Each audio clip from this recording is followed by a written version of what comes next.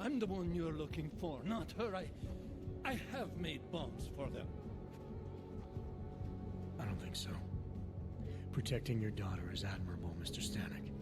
But you're not doing her any good by taking the blame. You need to tell me what you know. You're right, I know. Allison was in the military. She always wanted to belong, to be part of something greater than herself.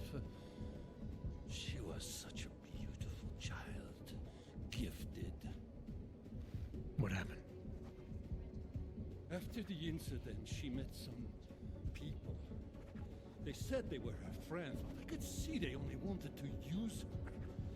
Parasites, and now they have taken her. You must help. She is not to blame for this. She has been coerced.